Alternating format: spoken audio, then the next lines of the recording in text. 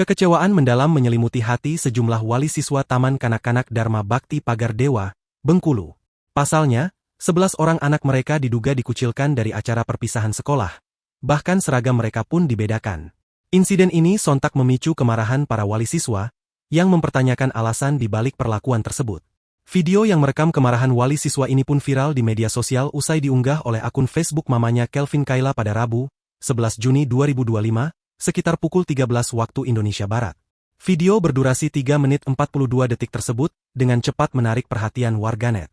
Dalam unggahannya, akun mamanya Kelvin Kayla menuliskan, "Anak kami 11 orang dikucilkan dari seragam dibedakan. Katanya gak ada acara perpisahan tapi ternyata buat acara. Apa salah anak kami? Ini TK Dharma Bakti Pagar Dewa, yang lain ditelepon seragam ini itu. Kami gak ada pemberitahuan sama sekali," tulisnya.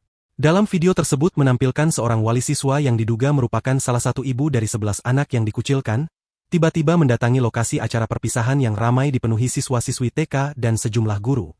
Dengan nada tinggi, ia meluapkan kekesalannya. Wali siswa tersebut juga menegaskan bahwa mereka tidak memiliki tunggakan biaya di TK tersebut. Yang lebih memilukan, dalam video juga terlihat sejumlah siswa yang diduga adalah anak-anak yang dikucilkan, hanya bisa menyaksikan acara dari balik jendela, sementara siswa lain menikmati hidangan.